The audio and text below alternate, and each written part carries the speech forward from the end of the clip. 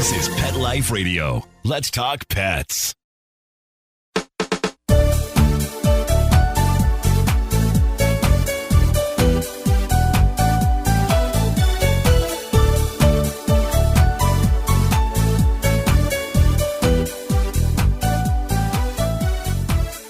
Hi, welcome to It's a Doggy Dog World. I'm your host, Liz Palika, and with me today are my good friends, Pedro Burke. Hello. And Kate Abbott. How do? And our topic today is on small dog aggression, small dog reactivity, the problems that dog owners can run into with small dogs, because let's face it, we've all seen the little dog going at the end of the leash, and it's not pretty. Inside the purse. Or inside the purse or the tote bag. And this was a listener had contacted us, and she has a small dog. I won't say her name because she might not want us to say it, but a listener. And she asked if we would talk about this a little bit. Why are some dogs more reactive than others, and how can it be managed? So, Kate, you're we've all had little dogs. I had Papillons, but I haven't had a little dog in many years. I still have a little gremlin. Pedro has one, yes, The one you just gave a haircut to. he just scared the you-know-what out of my puppy of 7 the other day. She wouldn't go into Pedro's house. I still think I can just picture Benji going in front of the mirror, and he looks himself in the mirror, and he's an American Bulldog. Yeah, instead of a Pomeranian. He's really a Pomeranian. He's a Pomeranian. But then, he's just like the stocky little Pomeranian, and he probably looks and goes, yep, that's me right there. Yeah, I can scare anybody. With a crown on his head. Yeah. And then, Kate, you've got Quill, the Jack Russell. And you've had multiple small dogs in the past. A Walter, and then the 2 little poodles. And Katie. I forgot about Katie. Katie's not aggressive. She just screams if there's food. Okay, let's talk about the reasons that dogs in general can be aggressive, and maybe more particularly small dogs. I mean, I think if dogs are, full, if they go too much, do too much, aren't given enough time to rest, I think they just get on edge, and I think it's too easy with little ones to throw them in the tote bag, take them everywhere, wind them up, and never let them really relax. So I just think they're not constantly, but quite often on edge. Got that adrenaline high going on all the time. Added to the fact that, they're little. They're vulnerable. Yeah, try to get the same level of a small dog. The world is huge. Yeah. The world is scary. You're like looking under everything. That could step on you or sit on you. Well, and I remember that from the Papillons. My Papillon Chocho was very well trained, and he and I went to obedience competitions, and he did well. And we went to a major nationwide obedience competition, and while we were heeling, doing the heel exercise, heel off leash, and there's another country heard from, doing the heeling competition off leash in one of our classes, there was artificial turf put down, and as we were walking along, Chocho disappeared. What? There was a hole in the ground. Oh, my Lord. And the big dogs could just step over it or step in it, but it was deep enough that Chocho just went, whoop. But he came back up and resumed the heel, and when we finished the exercise, the judge was laughing so hard he was crying, and he said, I'm not taking any points off for that, because it wasn't his fault, and he resumed the heel position. He wasn't flustered. He came back up and resumed the heel position. But meanwhile, I didn't know what happened, so I'm asking the judge, what happened? And the judge said, after you walked by, he said, I stepped on the artificial turf, and it is covering a hole. And so when Chocho walked on it, he went, Bye. But, that's something that a tiny dog is going to face, but a big dog's not going to face at all. Yeah. So you think about the difference in the world that the little dog is facing. I did finally find that article I've been looking for a long time. And somebody took the sizes of dogs versus average size of humans. Mm-hmm. If humans varied as much as dogs do, then humans would be from 3 feet high Mhm. to 31 feet high. Oh my Oh, God. wow. Well, 3 feet, there are people who are Wow. that small. But living in a world of 31 feet, Yeah. and that's the extreme. So let's say that the median was 20 feet. Our houses, our cars, Everything. the Like food the Land bill, of the Giants. I'm dating Oh my myself with God. that one. the But food bill. yeah. That's crazy. So imagine yourself a 3-footer in a land of 20-footers at the minimum. So there's your Average. little Chihuahua and the tallest Great Dane that Yeah. could be. Well, when I had the Papillons, when I had Chocho, I had 2 German Shepherds, both of whom one was 90-some pounds and one was 110 pounds. Thankfully, they were very respectful of him, and they didn't run over the top of him, but he was 7 pounds. A couple of months ago, a woman had me out for a private training, and I'm like, this is just the wrong. She had a 10-year-old Chihuahua, small for a Chihuahua, very, very sweet, very, very mild. And she had just adopted a 7-month-old Rottweiler boy Oh, dear. with no training and no he manners. wanted to play with the squeaky toy. Yes. Oh, not And the fair. Chihuahua was terrified. And one of the first questions she asked me was, well, should I just put them down and let them work it out? No. No. Somebody had actually told her that. Oh. And she was No. willing to try it. I'm like, no, it takes one swipe of his foot. And break And that her back, poor Chihuahua's back. Yeah. She's done for. Yeah. But telling her she needed to keep them separate until she got the Rottweiler under control. And I love Rotties, Yeah. but it was just not the right mixture for the house and not fair to them. Anyway, so sometimes I think little dogs are treated too much, and we call them toy breeds, like toys, and not as living, breathing creatures. And we overwhelm them or expect them to stand up for themselves when they can't. Right. And they have the same needs as larger dogs. They need to be socialized, but they need to be socialized with care. Don't take them to the dog park Oh, God. and with all the big dogs. And we're not, if you've listened to us, you know we're not fans of most dog parks. But some dog parks do have small dog areas. Take advantage of it. Yeah.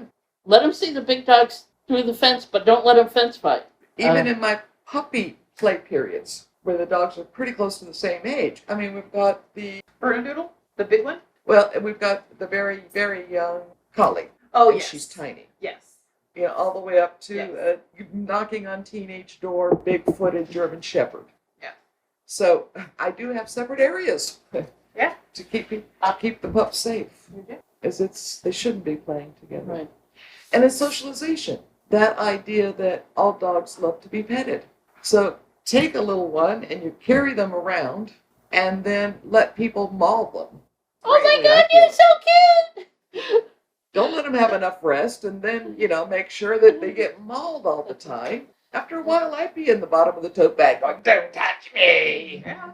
I Yeah. think one of the important things that small dog owners, and I say small dog, not just the toys, but small dog owners, find a friend or a neighbor with a well-trained, friendly, larger dog. So that the adult, so that the smaller dog can find out that not all big dogs are dangerous and not all big dogs are scary. And as that small breed puppy then grows up, he's not going to automatically assume that all big dogs are horrible and he should bark and scream first. Yeah. Let him meet 1 or 2 or 3 that will lay down and let him sniff and explore and play gently. And keep it to that. No dog, but especially the little ones, need to meet every dog on a walk. Oh, Right. amen. Right. But I must socialize them. It's not socialization if you're doing it wrong. Then you're just teaching your puppy dog to fear other dogs. And then one of our ongoing pet peeves, small dogs need training too. Yes. Yeah. Yeah. Because the little dog who is constantly screaming and hollering at all the big dogs is eventually going to lose that battle. At some point, the big dog is going to say, stop it. Yeah. And there's only going to be one winner there. So the little dogs need training too. And if the little dogs they can be protected from the big rowdy dogs. And we'll talk in a minute on how to do that without reinforcing the fear. But protect the little dog from the big rowdy dogs, but then have him behave himself in the meantime. You want your dog to trust you, but you also want to be able to tell your puppy dog whether a situation is good or bad and what they should do in that situation. Right. But that's not going to happen unless they trust you. Right. And I remember with Keely, she did great with obedience. I love training that little stinker. AKA the Wolverine. Female Pomeranian. Little calm. But I also listened to her when it just got too rowdy with the other, everyone was bigger than her. But she would come and say, hey, Mom, either pick me up or put me somewhere. And she was, a lot of times I just put her in the wagon and she's like, okay, I'm good. I'm out of the... I need to be out of the middle of this mosh pit. Yeah, and listen to them. Don't go, oh no, you need to get used to it. No, there's no reason to force them into it. No, roll them out. Yeah. Little dogs have a lot of spirit, mostly. Okay, if that's what you want to call it. I'd also call it attitude. When you're 3 feet tall in a world of 20-footers, you got to strut your stuff.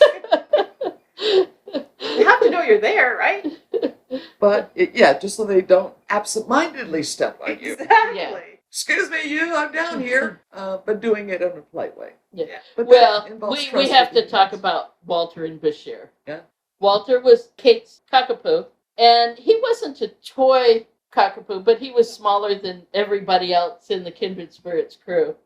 Bashir was my last Australian Shepherd, and at some point during their youth, and I don't remember exactly when it happened because it was kind of gradually, at some point Bashir decided he needed to help protect Walter. Was Walter had a temper? He had an Irish Well, temper. the other dogs would run over the top of Walter or be physical, and then Walter would lose his temper. And then the chance was that one of the bigger dogs would then turn around and fight back or retaliate. So at some point, Bashir decided that when Walter got himself in a situation, Bashir would just go over and, being the good sheepdog that he was, he would just split it up. Yep. Or sometimes when it got too rowdy, he would just go over to Walter and just stand there.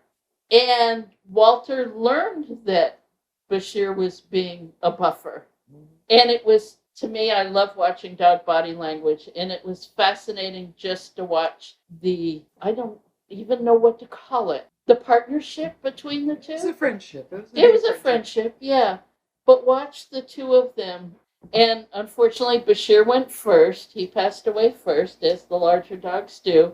And Walter had about 3 years without Bashir. And it was kind of sad because Walter was losing his eyesight and his hearing, and he really could have used Bashir. Yeah. But It's not like my terrier was going to help him down the hallway. no, he would have helped him in another way. Here's the Rainbow Bridge. Go now. But Walter was great that he had that friend protector. Yeah, for quite a few years. Yeah. And yeah. So if your dog doesn't have that, you have to be that for your Then puppy you dog. have to be that. Yeah. Well, let's take a break for one of our sponsors, and we'll be right back.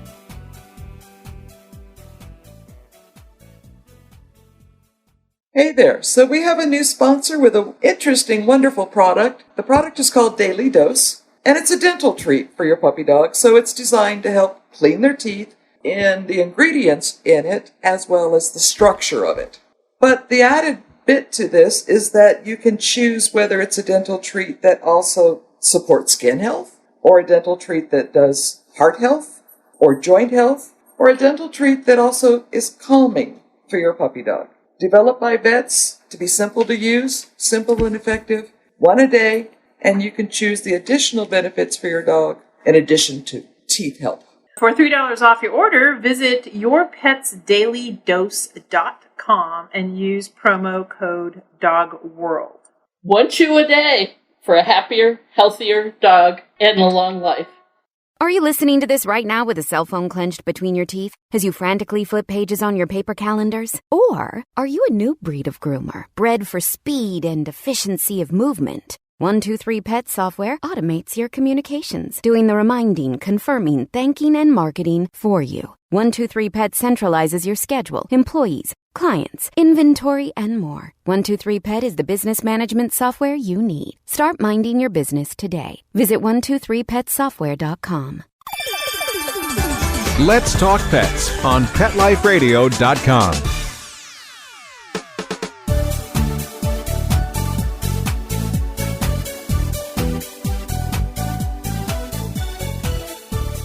Welcome back. We're talking about little dogs. Let's talk about dog-on-dog interactions that can cause a little dog to be reactive. What our listener had said, and actually we've heard from a couple listeners, what our listener had said is that her dog tends to react to big dogs first. Sure.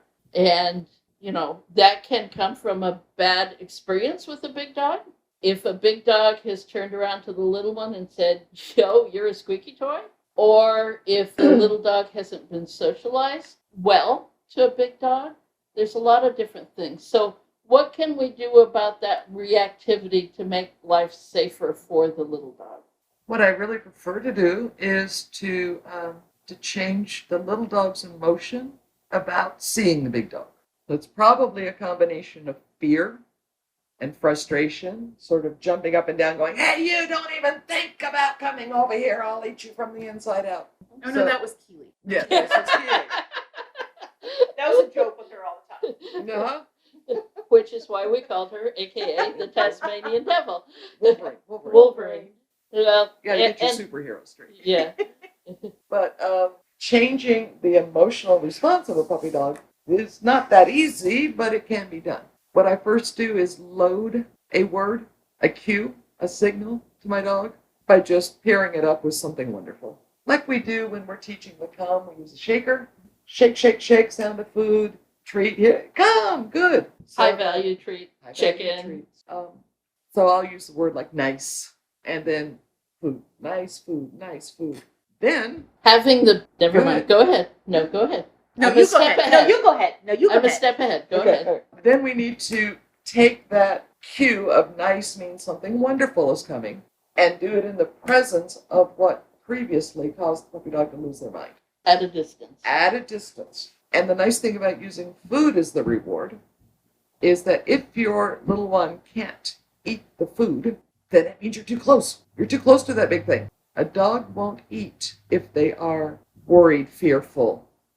If you're going to have to fight or flight, you don't want anything in your belly. So if your dog can't take the food, then you know you need to move back and give them time to go, oh, okay, I'm alive. Then start trying to change their emotions. And I've told people in the past, you won't see me going into the dog park, but I might drive there and park 2 blocks away and wait for dogs to walk by. And no matter what the little one does, it gets treated and rewarded in the presence of the big dog, as long as he'll take the treats. And I just got an email from one of my clients the other day that said that it took a little while, but now her dog goes bark and then runs to her. Because I only barked once, Mom. Do I get my treat now? Great. And it's a happy bark. It's just a notification. There's a dog. But then reorients back to Mom. And I think it's important to say that this can take time. Oh, yeah. And it can take a number of training sessions. And We're talking months. and Yeah. Quite likely. don't draw out the training session until you're both emotionally drained and exhausted. The first few training sessions, maybe 2 minutes, and that may be enough. Maybe 3 minutes. One client said she actually recorded a dog commercial that would previously set her dog off on the TV. So she could just play it back Mm-hmm. and find the right distance in her house. Mm-hmm. And slowly creep up on replaying that video until the dog was like, yeah, no big deal. Yeah. Or that dog in my living room means good things. And then take it elsewhere. So it's not just the dog on TV. Or if you're working with a real live large dog, maybe a neighbor's dog, when you're working at a distance, when your small dog isn't reacting to that dog, then you have to find another dog. Yeah. Because your dog may say, oh, that Australian Shepherd down the street is fine. He's not saying all dogs that size are fine. He's saying that particular dog is fine. That's such a hard thing for people to figure out. People in general are really good at generalizing. And dogs aren't. They're horrible at it. Yeah. You got to do like about 200 episodes with different things. Before, okay, the same thing with all of them. Good example of that. 7 is not a little dog. She's a medium-sized dog. She's probably 46 pounds, I guess, maybe 48. But since my husband's passed away, and in this era of COVID, she hasn't been exposed to many men. Yeah. So on the trip, We both our girls haven't. We noticed that. there were 2 men on our trip, not traveling with us. We didn't find the right ones to pick up for there, but, COVID. It's hard to tell what they look like behind the masks. Yeah. But anyway, Tony's dad, Ray, a friend of ours, dad, and then our hosts up in Oregon, Deb and Dan, Ray is boisterous, louder, bigger, and he helped raise 7 and Willow as puppies in the litter.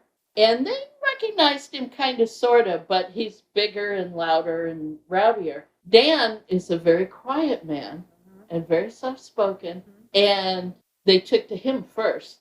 It took a little while. 7 was a little, you're not like the others. You're a different kind of person. And then she was going to him, putting her chin on his leg. He was feeding her food from the table, and I was not paying attention because, that's not allowed, but it was a good thing. Sure. It worked because they all loved Dan, and at the end of that, they're like, "Hey." Yeah. But and then on the second day, 7 was getting used to Ray going, "Wait a minute, I think I know you," but it was a matter of not forcing either Willow or 7 up to the guys, letting them investigate. Letting the men provide a good thing happening. Yep. And I basically just watched to make sure there was no panic, no extra fear, no bad experiences involved in it. And you know how to read body language. And reading body language. Somebody was trying to give a dog a treat that the dog didn't know them. And it's like, well, he's reaching for the treat. Yeah, but all of his weight is on his back legs. His eyes are wide open. His ears are back. He wants that food desperately, but he's sure it's a trap. That's not going to change how he feels about you. And especially, like so many people do, they give the treat, and then they reach with the other hand to pets. And they're staring at the dog in the meantime. Yeah. Toss the food and walk away. Or when the dog comes to you, like they did with Dan was quiet enough, they came up to him. Well, then and you can... Dan had some crab. Ah. And he cut one of the crab legs, he pulled the meat out of, and he cut it up into little bitty pieces. And then without even looking at 7, he reached down with a piece of crab. And 7 was going, whoa, stinky good food. Oh my God, that stinks. That's so good. And then her chin went on his thigh, and he was just another piece, and he wasn't even looking. And in my head, I'm going, perfect. Yeah. And after that, the rest of our visit there, she was, hi, Dan!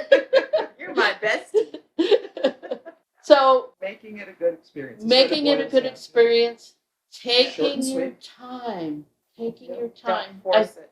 So many dog owners want it to happen right now. You practice too much, and then you've got the puppy dog jangly. One of my words, but it's just overworked. Yeah. Overworked, overwrought, and not able to relax and enjoy the message. Yeah. So you got to watch the dog. Yeah. And see if they're ready for another introduction to another thing. All right, well, let's take a break for our second sponsor. And then when we come back, we'll talk about what happens when your dog's already wired and reacting, and what can you do to manage it. So hold on, take a listen to our sponsor. We'll be right back. Sit.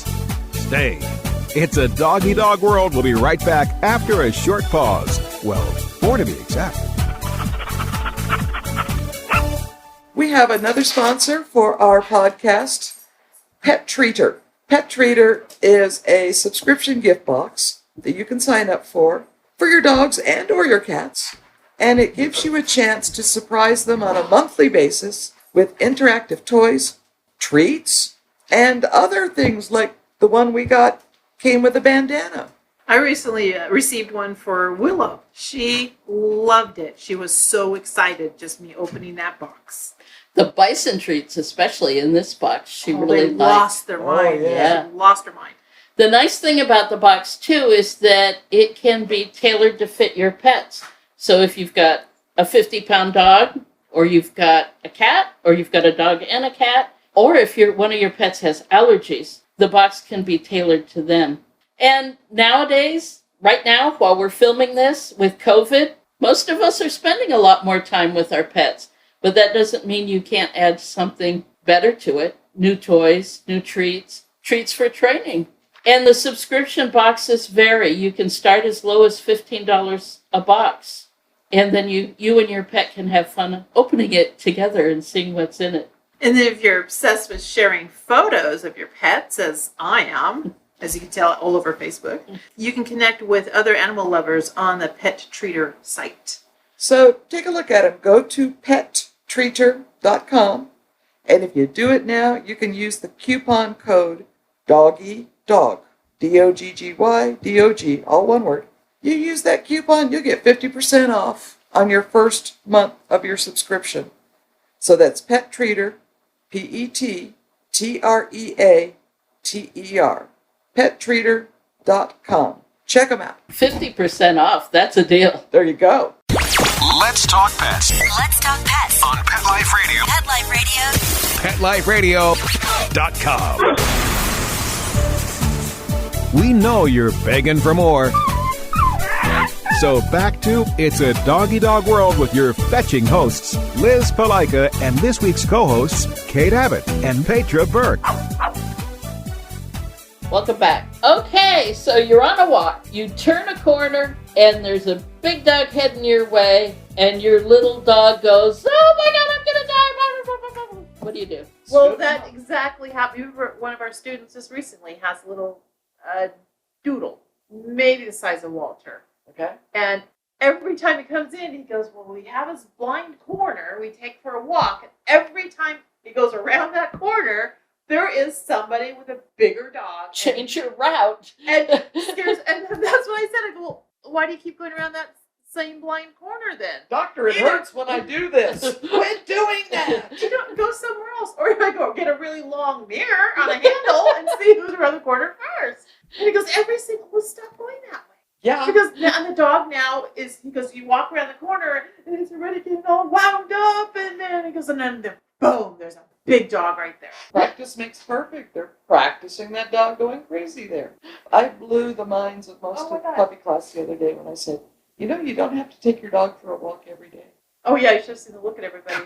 What? That's been so ingrained What? in the dog owning culture, though, that you're not a responsible dog owner unless you take him for a walk. I don't even know if this is true, but the rumor was that in Germany they were actually trying to pass a law that you had to take your dog for a walk. Oh, I don't. I had read that. I'd read it about somewhere. I don't know if it was Yeah. Germany, but, But yeah. I'm hoping it wasn't true, or Denmark or something. Yeah, Anyway, it I'm was hoping it's somewhere, not yeah. true because it's not good for every dog.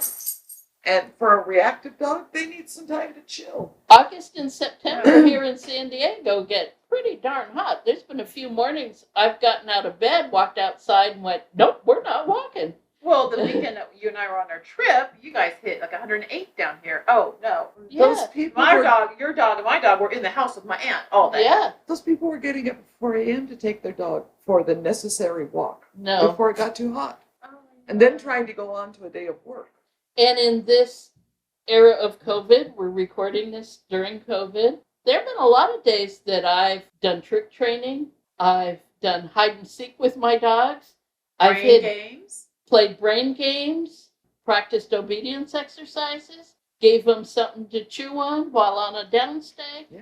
We didn't go for a walk. Yeah. I mean, it's not necessary. And in fact, if a dog gets a walk every day at the same time, then he's going to expect it. And when you need to change that routine, it's going to be so stressful. Yes. So even when I do walk, I may walk first thing in the morning, especially if it's going to be warm, or I may wait until later in the evening, because I live in a good neighborhood. I can walk.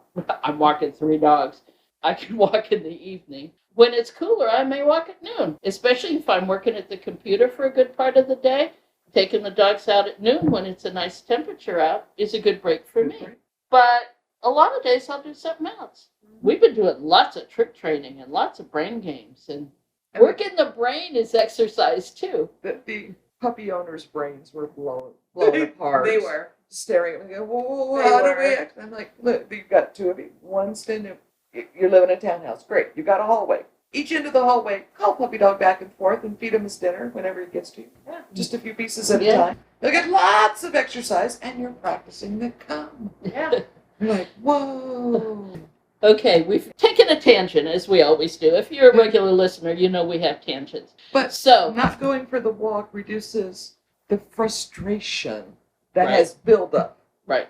Especially if you're going the same route. And but say they've gone a different route and they've met a big dog and the little dog goes off, scoop him up, remove him from the problem. Again, I like to practice ahead of time. So there are a lot of trainers out there doing YouTube videos that'll show you how to make an emergency U-turn. Sure. And do it happy. Yeah. So it's not like you're fleeing from the big dog, but look, we're going to go this way. And you do not want the little dog to become a kite at the end of your Yes. leadership. Take dog with you. And if you need to, scoop him up. Because I know with Chocho, with a Papillon, he was 7 pounds. He came into this world with an attitude and left this world with an attitude. And there were a number of times, especially at dog shows, that the best thing I could do was lift him up, tuck him under my arm, make my apologies to the owners of the big dog, and just move. Yep.